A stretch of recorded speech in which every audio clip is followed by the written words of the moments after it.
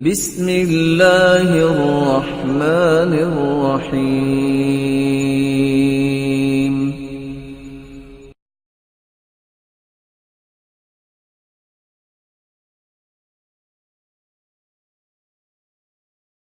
جہاں مرضی کو جائے پرواہ کوئی نہیں. یہ امن انعام اللہ کی طرف سے توحید کی وجہ سے ہے. کس طرح معاشرے کی اصلاح ہو، فساد سے معاشرہ کس طرح بچے. اللہ کے علاوہ کسی اور کو غوث اعظم بھی کہا جا رہا ہو اور انسانیت کو پرواہ نہ ہو. غوث اعظم کا مطلب ہے ہر ایک کی فریاد سننے والا. اور میں کبھی سوچتا ہوں کہ دنیا جہان کا سب سے یونیک انسان اور جینیس انسان بٹھا دیا جائے، 10 بندے اس کے سامنے بٹھا دیے جائیں اور کہا جائے کہ 10 کے 10 اکٹھے بولو، وہ بات سمجھ نہیں سکتا. اور اللہ کی مخلوق اربوں کی تعداد میں ہے.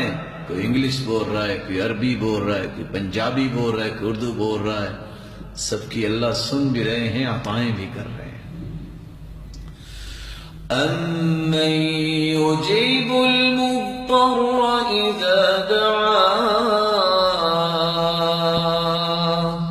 وَيَكْشِفُ السُّوءَ وَيَجْعَلُكُمْ خُلَفَاءَ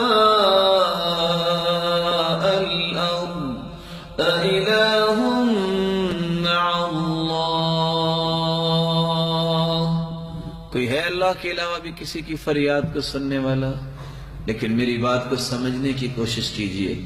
میں اپنی بات کے 2 پہلو آپ کے سامنے رکھنا چاہتا ہوں. ایک، فساد اس لیے ہے معاشرے میں کہ اللہ کے علاوہ غوث اعظم اللہ کے نیک بندے کو، مخلوق کو کہا جا رہا ہے. دوسرا، فساد اس وجہ سے بھی ہے کہ اگر کوئی ایسا کہہ رہا ہے اس کو گالی دینا اور اس کو کافر قرار دینا اور لڑائیاں شروع کر دینا، فساد اس وجہ سے بھی ہے. مسلمان کا موقف کیا ہونا چاہیے؟ اللہ کے علاوہ کوئی غوث اعظم نہیں. جس کو غوث اعظم کہا جا رہا ہے وہ اللہ کا نیک بندہ ہو سکتا ہے، وہ اللہ کا ولی ہو سکتا ہے. اور کسی مسلمان کے لیے گنجائش ہی نہیں کہ وہ کسی کو گالی دے دے. اگر کسی نے ایسا کہا ہے تو اس کو سمجھاؤ، اس کو قرآن پڑھاؤ. اس کو گالی دینا اور اس سے لڑائی کرنے کا کیا معنی ہے؟ جب حدیث یہ کہتی ہے لا تسبوا الشیطان، شیطان کو بھی گالی نہ دو، پھر اس نیک آدمی کو جو اللہ کے پاس جا چکا ہے، لوگ اگر اس کو کہہ رہے ہیں غوث اعظم، تو اس کو گالی دینے کا جواز کہاں سے ہے؟ قرآن کا پیغام جب تک انسان نہیں سمجھتا اس وقت تک فساد سے نہیں بچ سکتا. فساد کیوں نہ ہو؟ گنج بخش خزانے دینے والا تو اللہ کی ذات ہے. مخلوق میں سے کسی کو کہا جائے کہ گنج بخش ہے، فساد کیوں نہیں ہوگا؟ جن کے عقائد میں خلل ہے، جب وہ ایسا کہیں گے، جن کے عقائد صحیح ہیں، وہ کیسے برداشت کریں گے؟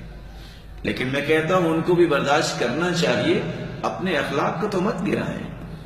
ان کا کام تو پہنچانا ہے اچھی بات، ان کا کام تو سمجھانا ہے. وَلِلَّهِ خَزَائِنُ السَّمَاوَاتِ وَالْأَرْضِ. زمین و آسمان کے خزانوں کا مالک تو اللہ ہے، تو اللہ ہی دے سکتا ہے. خزانے اللہ ہی دیتا ہے، محروم بھی اللہ ہی کرتا ہے. جس کو گنج بخش کہا جا رہا ہے وہ تو اللہ کا نیک بندہ تو ہو سکتا ہے، وہ اللہ کا ولی تو ہو سکتا ہے، لیکن رب نہیں ہو سکتا. اللہ رب العزت ہی امیروں کو نوازنے والے ہیں، وہی غریبوں کو نوازنے والے ہیں. غریب نواز اگر اللہ کی ذات کے علاوہ کسی کو کہا جائے گا، اللہ تعالیٰ کی توحید ربوبیت پہ اس طرح کے الفاظ بولے جائیں گے تو فساد ہوگا. یا ایھا الناس انتم الفقراء الی اللہ واللہ هو الغنی الحمید. لوگو اللہ کی ذات غنی ہے، باقی سب تم قلاش ہو، تم فقیر ہو اللہ کی ذات کے سامنے. وہی امیروں کو دیتا ہے، وہی غریبوں کو دیتا ہے۔ مشکل کشا اللہ کی ذات ہے، کسی کو مشکل کشا کہنا جائز نہیں۔ جس کو مشکل کشا کہا جا رہا ہے، یاد رکھنا وہ تو دنیا سے چلا گیا، وہ بیمار بھی ہوتا تھا، وہ اللہ کا نیک بندہ تھا، لیکن مشکل کشا صرف اللہ کی ذات ہے۔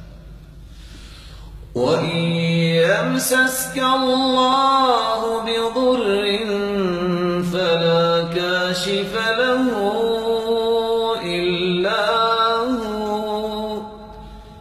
اے میرے پیارے پیغمبر صلی اللہ علیہ وسلم، میں نے تجھے پوری کائنات سے اعلیٰ بنایا ہے، لیکن اگر آپ کو بھی کوئی تکلیف پہنچے تو اس کو بھی دور کرنے والی ذات اللہ کی ذات ہے۔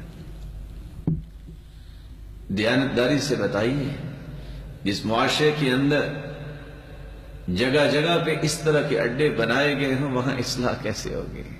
اس معاشرے کی اصلاح کیسے ہوگی؟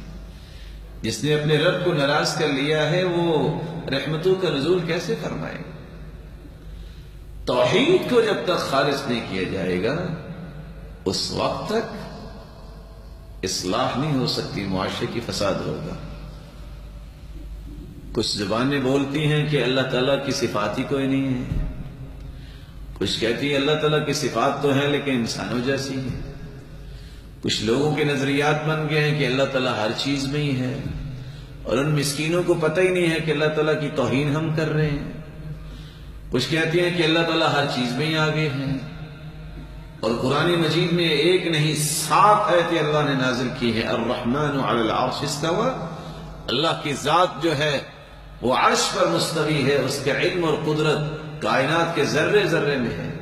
اور امام ابو حنیفہ رحمۃ اللہ علیہ کہا کرتے تھے، من انکر ان اللہ فی السماء فقد کفر، جو شخص اس بات کا انکار کرتا ہے کہ اللہ بذاتہ ہی مستوی علی العرش نہیں، اس نے تو کفر کیا ہے۔ اور ساتھ یہ آیت پڑھا کرتے تھے، الرحمن علی العرش استوى۔ نہ جانے انسانیت کس طرف چل نکلی ہے، اور کون ہے یہ سبق پڑھانے والا، جس سبق کے نتیجے میں اللہ کی رحمتوں سے انسان